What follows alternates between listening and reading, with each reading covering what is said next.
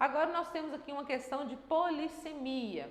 Deve estar um pouco ruim para vocês lerem, eu vou ler para vocês. Aqui nós temos uma tirinha do Garfield, né? Garfield, como vocês preferirem.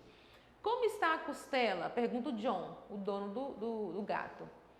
Aí nós podemos, vamos lá, né? A gente não começa lendo uma tirinha do nada, assim, igual eu acabei de fazer.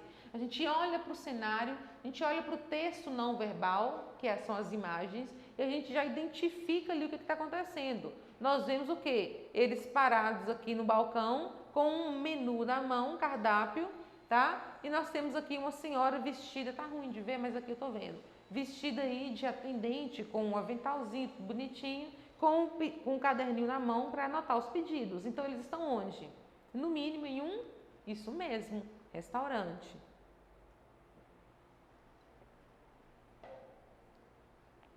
Aí o John pergunta, como está a costela?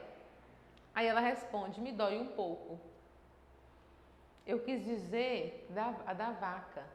Aí ela responde, eu sei lá, você acha que eu tiro radiografia das costelas que eu cozinho? Pois deveria, a vaca é um ser humano como qualquer outro. Aí o Garfield, no pensamento dele, né? Eu me recuso a participar dessa conversa. O Garfield não fala, ele só pensa, tá?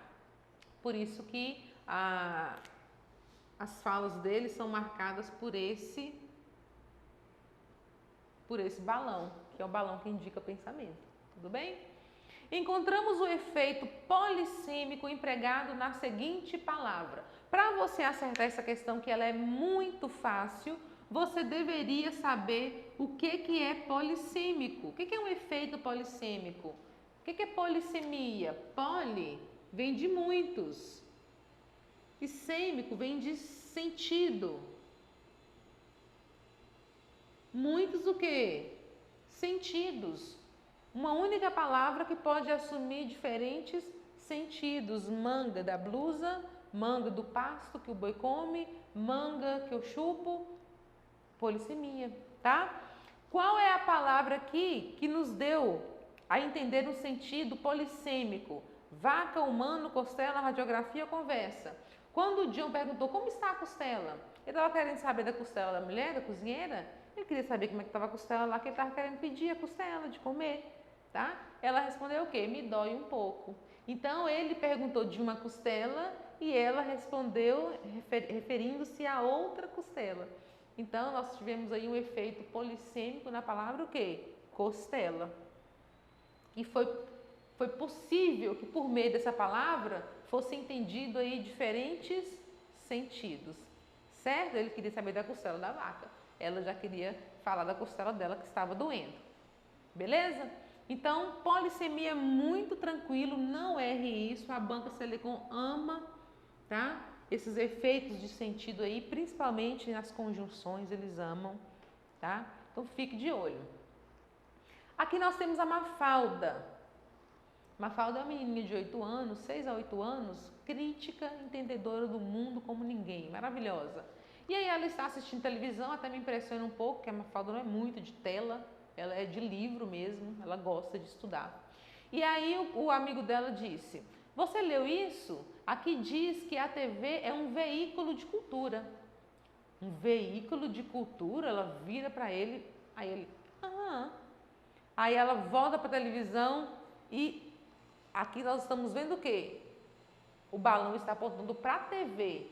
E aí nós temos os balões meio que desnorteados, né? E simboliza uma fala dita um pouco mais alta, ou gritada até, viu? Toma, bang, bang, não sei o que, alguém matando, né? Que trem todo aí na televisão.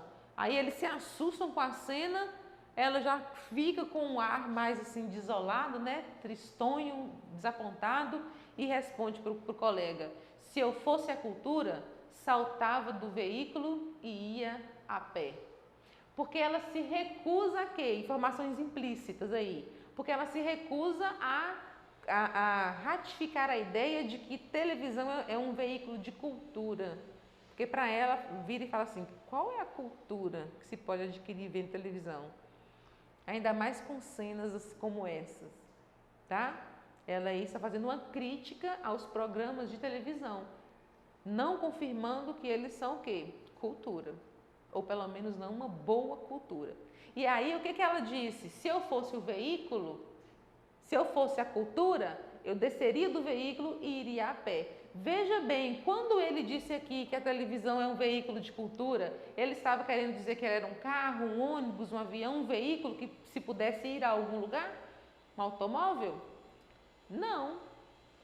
Mas no fim da tirinha, quando ela diz essa frase, nós entendemos o quê? Que ela transformou a palavra veículo no sentido conotativo, certo? E aí ela usou a palavra veículo para falar o quê? Se eu fosse a cultura, eu descia e ia a pé.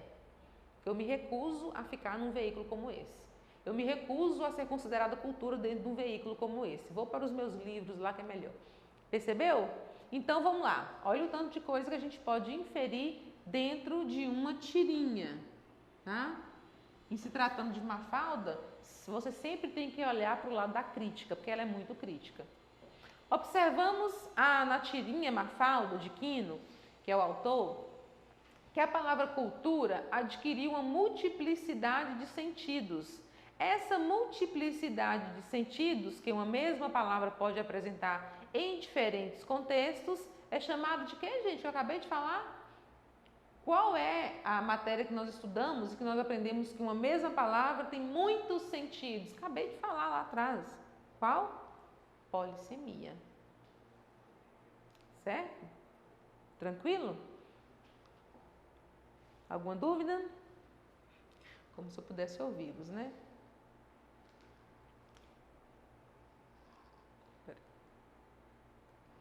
Bora lá. Façam essa aí.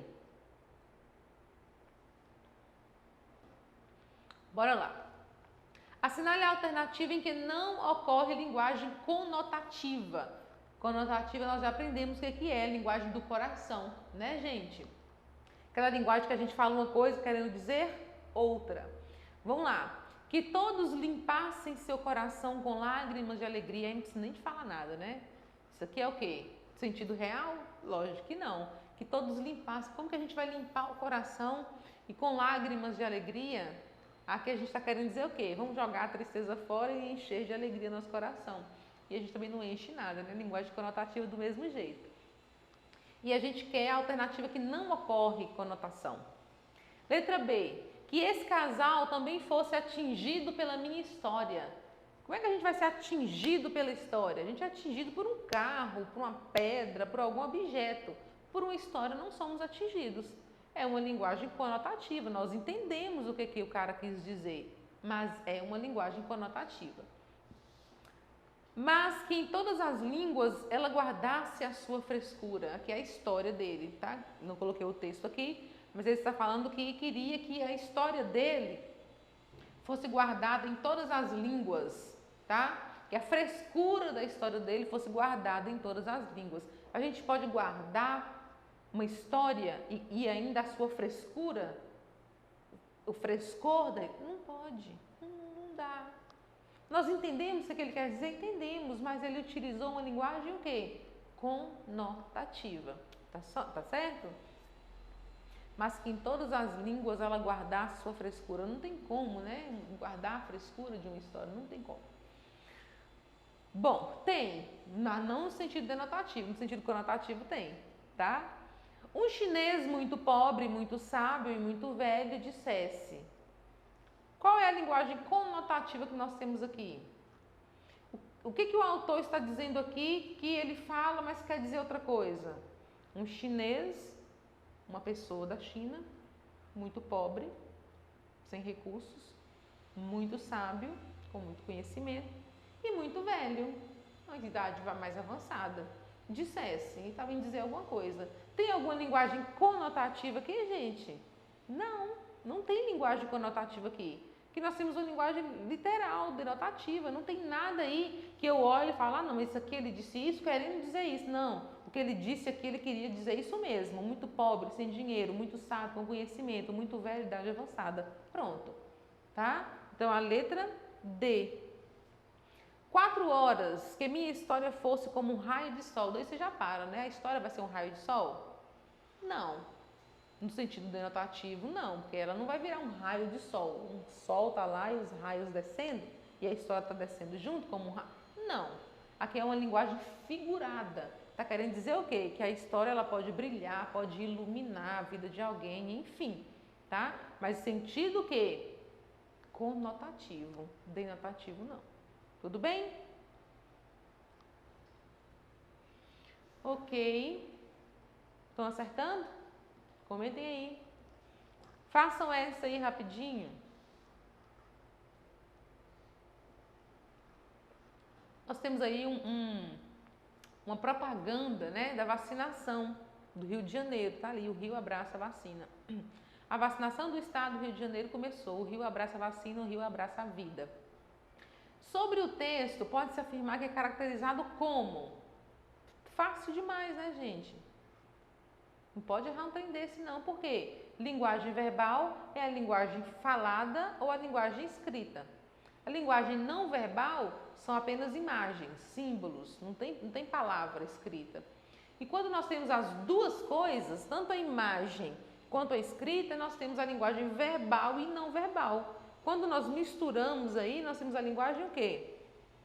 Mista. Não está escrito mista aqui não, está escrito linguagem verbal e não verbal. Mas poderia vir escrito mista, poderia vir escrito multimodal, várias modalidades, no caso aí 2 modalidades, multimodal, tá? Anote isso aí, porque esses dias eu dei uma questão dessa para meus alunos e eles não souberam. Ah, mas eu não sei o que é multimodal. Aí eu falo, mas lá na aula eu falei que a linguagem ela adquire 2 modalidades, a verbal e a não verbal. São 2 modalidades, se vê essas 2 juntas é mais de uma, multimodal, tá? A gente tem que interpretar aí para não errar de bobeira.